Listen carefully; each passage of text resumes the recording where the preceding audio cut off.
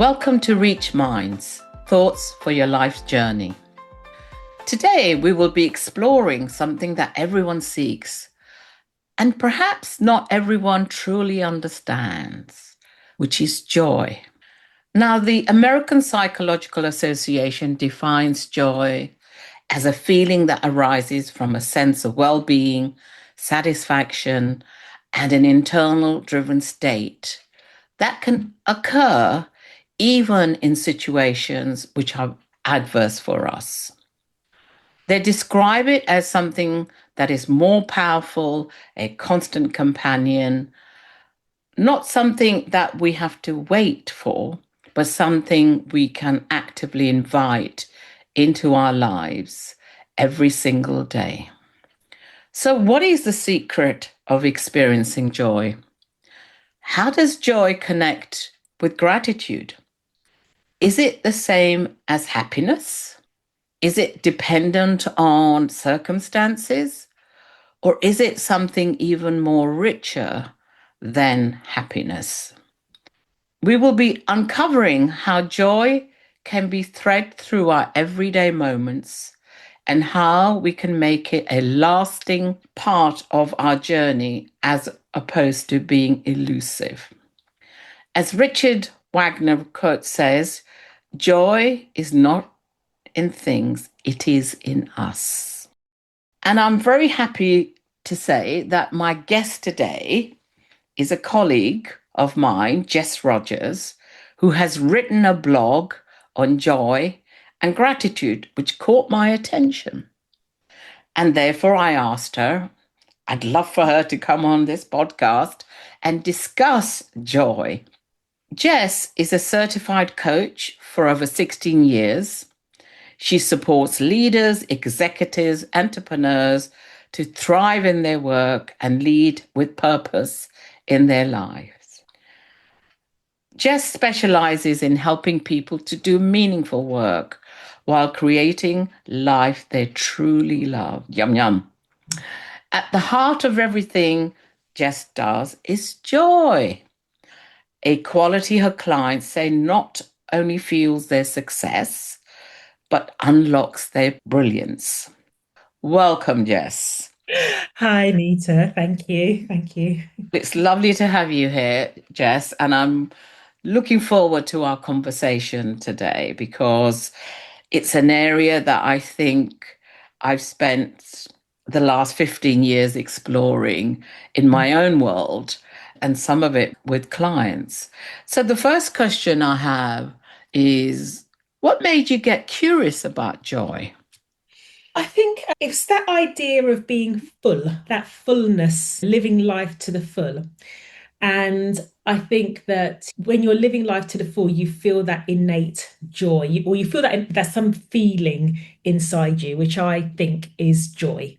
And so that's what's made me curious about, well, if you feel that and you feel that fullness, how does that translate into how you approach life? And in turn, how does that relate to how you approach your work? And so I brought that into my work because I felt that busy executives will have their ups and downs, all that kind of thing. But actually, there's a real power that you have internally when whatever's going on around you, you can tap into that power and strength within you. And for me, I think that tapping into that joy, whatever that looks like, is where the power really lies. How does joy differ from happiness? Because a lot of people talk about, I just want to be happy, Mm. and that's it. So how does that differ?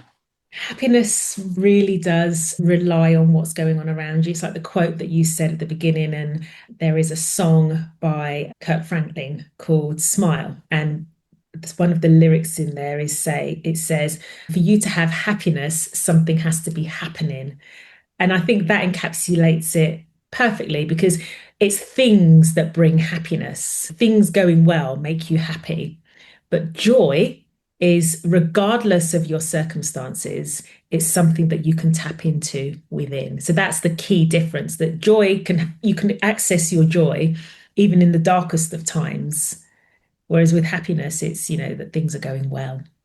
Yeah, so it's happiness is more around circumstances or conditions that getting a car or getting a job or I don't know, getting that wonderful dress that you always had your eye on. Yeah, absolutely that. Whereas joy is things aren't going great, but do you know what? I woke up this morning, I have a roof over my head. I was able to say no to something that didn't serve me. And whilst it hasn't made my life perfect, I can hold on to that fact that I have that agency. That's Yeah. joy. I guess what it also makes me think that looking at the world out there at the moment, and people are living in such dire circumstances, and for some, despite the circumstances they find themselves in, they might be able to access some joy for themselves. Yeah, absolutely. Because there's so much out there that's out of our control. And I think that's the thing. Happiness, in a sense, relies on you controlling the outcome or making things better. Whereas joy is the one thing that's internal that it is within your control. You can wake up in dire circumstances and access one small chink of light, and that can be your joy.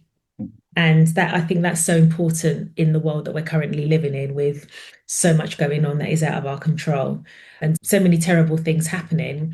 It's about saying, okay, these terrible things are happening. And it's not saying everything's lovely, everything's wonderful. It's acknowledging that terrible things are happening, but also acknowledging that I need to find my inner peace and my inner joy. And that's what's going to help me put one foot in front of the other and to keep going. When working with clients, where I'm curious is, and they come along, I said, "Oh, Jess, how do I access my joy? How would you describe the key characteristics of joy to them?"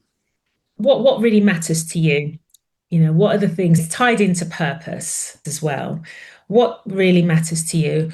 What are you grateful for? Because gratitude, I think, is tied in there as well. So if you can acknowledge the things that matter to you, the things that you're grateful, and there's always something, that's the first step, or that's the main step to being able to access your joy. And that's what I say to clients. So even when I've had clients who come to me who might be going through some sort of challenge in the workplace that feels insurmountable, that feels potentially it's going to make a big difference, a big change in their career that maybe they don't really want, they don't think they want. Okay, so what are the things that are accessible to you? What's really important to you right now? What is it within you that you know that you're grateful for? So, whatever might be happening that's out of your control, what are you grateful for? What can you Yeah. hold on to and know that's come from your, for example, your years of experience or the impact that you had till now? What are those things? And accessing those things is what turns that light on, even in the darkest of circumstances. Are you saying that, just to picking up what you've just said, is that we can accumulate things in our world that we can tap into, which can bring us joy? Absolutely. And there, but when we say, when I use that accumulate things Yes. carefully, because it's not things per se, but experiences, feedback, knowledge, those are the things that are almost, you can't always articulate them, but they bring forth certain feelings. And they are the feelings that then help you to access your joy. And one of the things I said at the beginning, that we can invite joy every day into our lives. How Mhm. true do you think that it is? I think that's absolutely true. For me, so my faith is very important to me. My faith as a Christian, and I start the day in prayer. And even if I've had a terrible night's sleep or there's a lot going on in life, which invariably there almost always is, though being able to stop and almost allow myself to be still and to have that time of prayer and reflection is what brings me joy. That's how I access my joy on a daily basis, no matter what's going on. And I access my joy through the day in that way as well. And so I think whether or not you have faith, that that you can find ways to access your joy. It's about being intentional about it. It's really pausing throughout the day and tapping into your own internal state, you're saying. For me, yeah, absolutely. And that's what I encourage clients to do as well. And to writing things down and focusing, saying to yourself, okay, so what is within my control, within my gift right now? And just by that process of giving yourself permission to do that, helps you to access a different part of your brain and helps you to access your joy.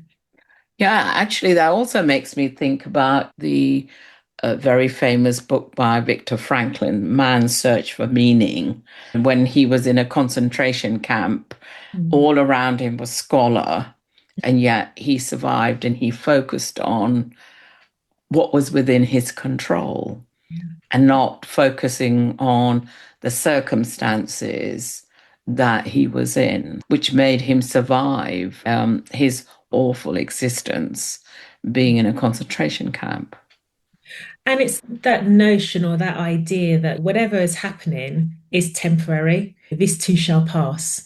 These Yeah, I things love will always that. pass. And so it's being able to hold on to that and say, and I'm here in this moment, and this will serve as experience for me in the next Yeah. moment, you know. Actually, I love that because that really makes me connect with joy because when you're in that present moment, because that's all we ever have is Mm. that present moment.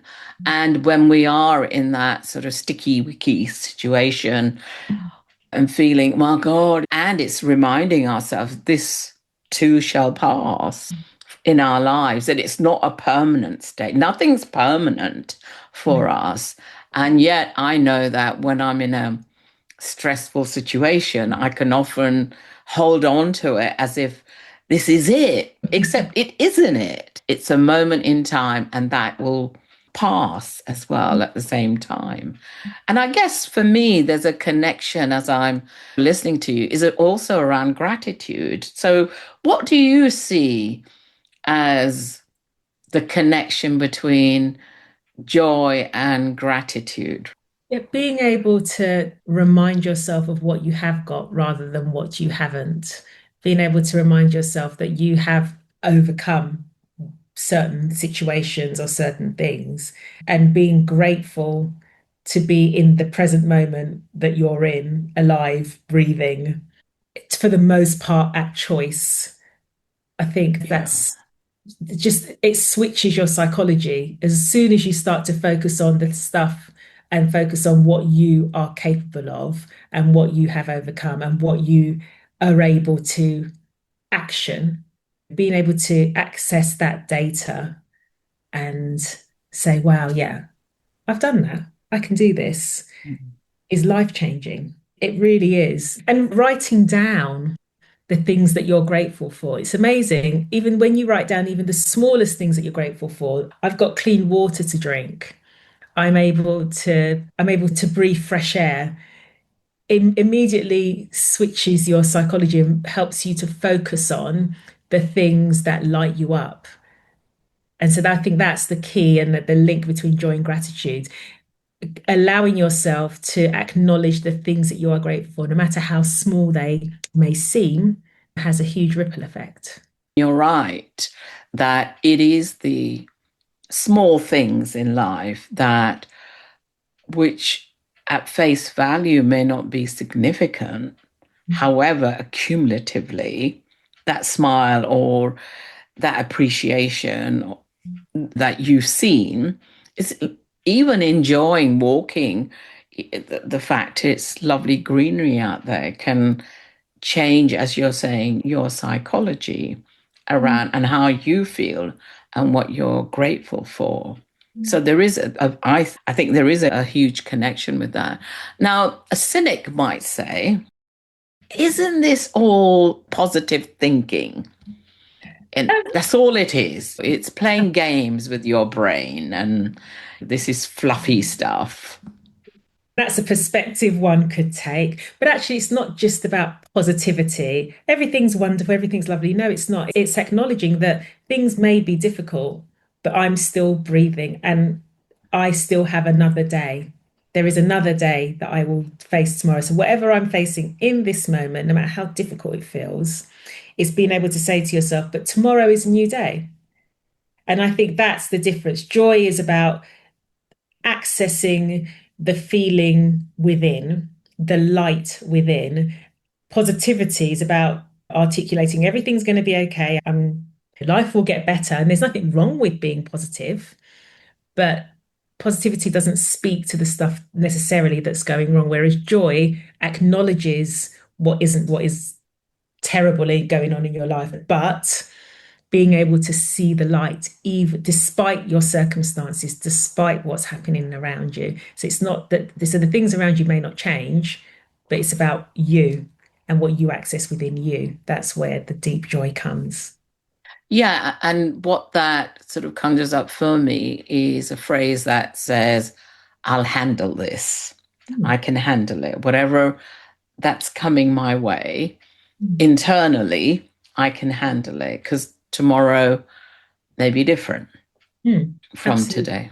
So I think that's a really, And sorry to interrupt you. I was just going to say, and that's the whole thing. It's about being present yeah, and so not trying to control what's going to come next or lamenting what's gone before.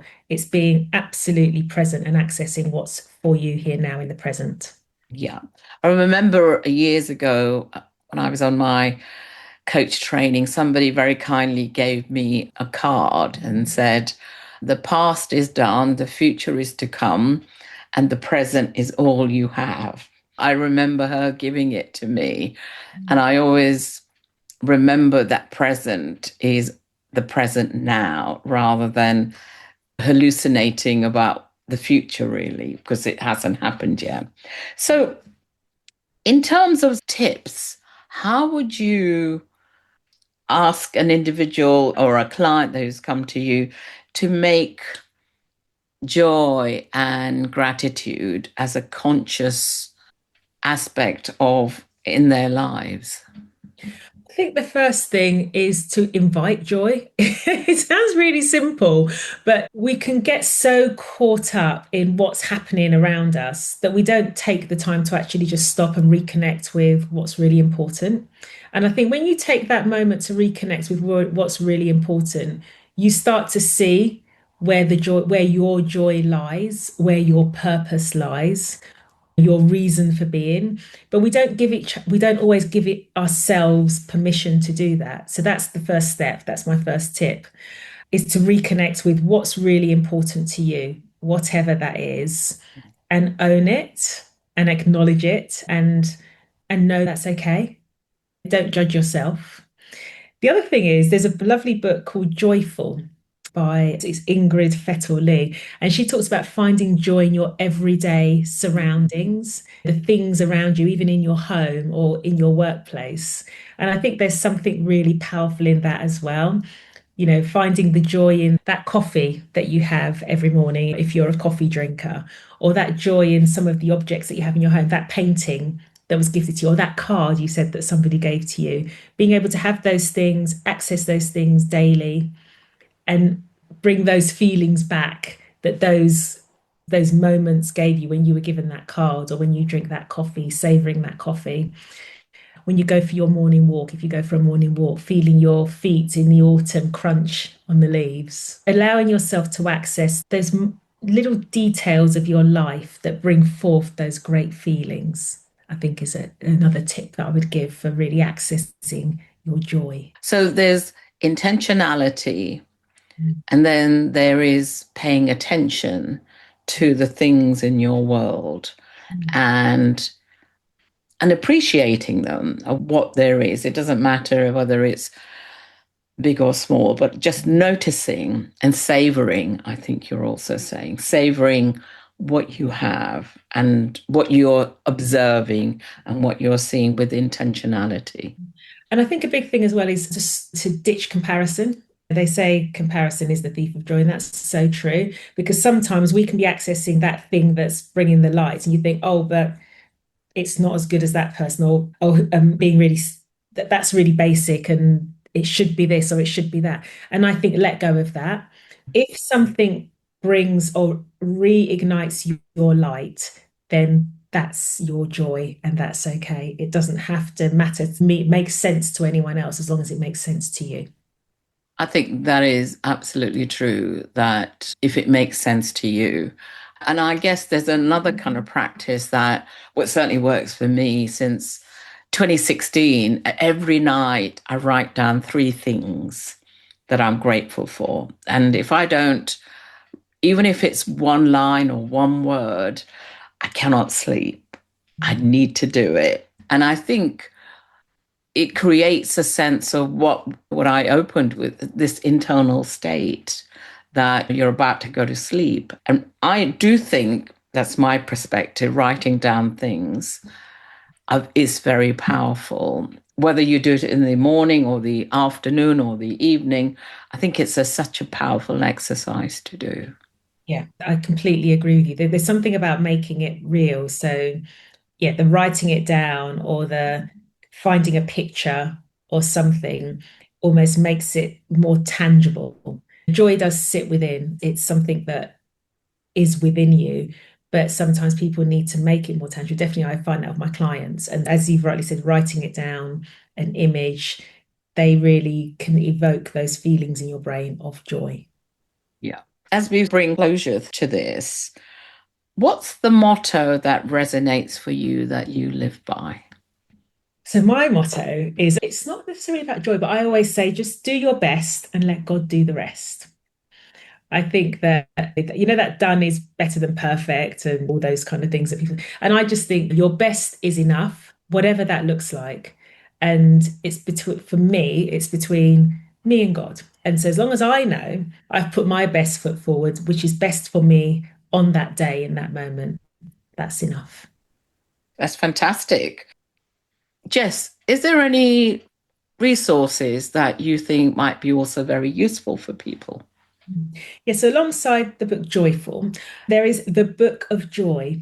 And it's a book that's been co-written by the Dalai Lama and Desmond Tutu. And they're two greats, obviously. And it's so beautifully put together. And it talks about joy even in times of crisis. And two giants of faith come together. And I just think this book is just really beautiful. And that's a book that I'd really recommend. Thank you, Jess. That's been a wonderful insight. You put things together that I probably had them scattered around in my own mind. So I'm so grateful to that. And thank you so much for coming to share your thoughts and your experience about joy and gratitude. Thank you for having me, Anita. If you're interested in working with me, connect with me on LinkedIn, Facebook, Instagram, or www.nitasharma.com. And if you enjoyed the podcast, why not consider subscribing on Apple Podcasts, Spotify, or wherever you have access to your podcast, and leave a review.